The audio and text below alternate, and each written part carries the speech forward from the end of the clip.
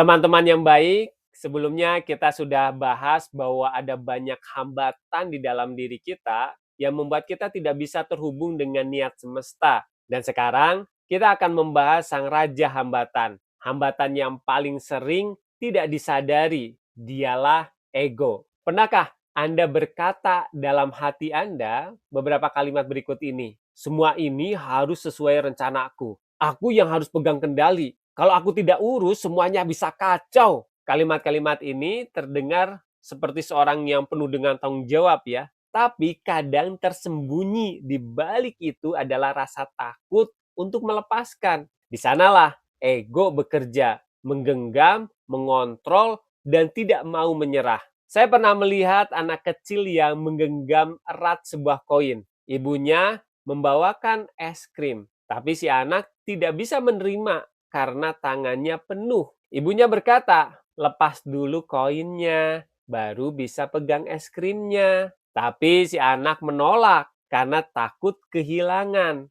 Teman-teman, bisa jadi kita sering mengalami hal seperti itu. Kita menggenggam erat hal-hal yang membuat kita merasa aman. Mulai dari rencana pribadi, harapan orang lain, bahkan rasa sakit masa lalu. Padahal untuk menerima niat semesta, kita harus membuka tangan. Ego adalah bagian dari dalam diri kita yang takut tidak relevan. Ia merasa harus membuktikan. Saat kita menggenggam erat segalanya, hasil akhir bahkan cara semesta bekerja sebenarnya sedang menutup pintu energi mengalir. Coba renungkan, pernahkah Anda memaksakan sesuatu yang ternyata malah tidak berhasil? Lalu saat Anda berhenti berusaha terlalu keras, justru solusinya datang sendiri. Itulah saat niat semesta bisa masuk. Karena ego perlahan kita letakkan. Melepaskan bukan berarti menyerah. Melepaskan adalah tindakan sadar untuk percaya.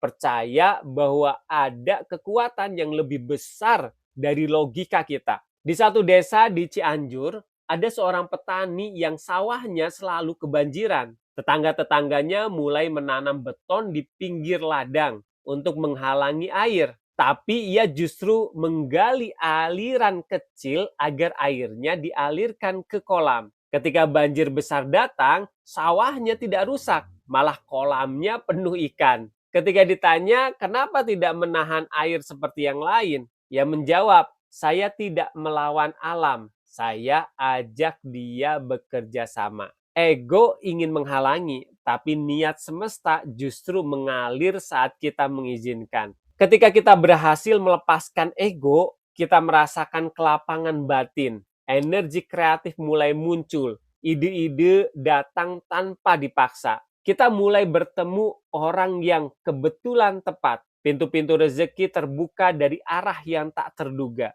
Dan yang lebih penting, kita merasa damai. Walau situasi belum ideal. Saya ingin mengajak kita semua merenung sejenak. Apa yang saat ini sedang saya genggam terlalu erat? Apakah itu kendali atas seseorang, hasil dari sebuah proyek, atau masa lalu yang belum selesai? Dan pertanyaannya bukan bagaimana melepaskannya, tapi beranikah saya percaya bahwa niat semesta bisa bekerja lebih baik dari rencana saya sendiri. Teman-teman, ego ingin kita jadi pengendali, tapi niat semesta mengajak kita jadi pengalir. Bukan berarti kita pasif, tapi kita aktif dalam menyelaraskan. Kita tetap melangkah, tetap berdoa, tetap bertindak, tapi di ruang batin yang tenang dan percaya. Karena saat ego diam, niat semesta bisa berbicara. Yuk kita lanjut ke hambatan berikutnya. Emosi-emosi negatif seperti kemarahan, dendam, dan kecemburuan. Bagaimana mereka juga bisa menutup aliran niat dalam hidup kita.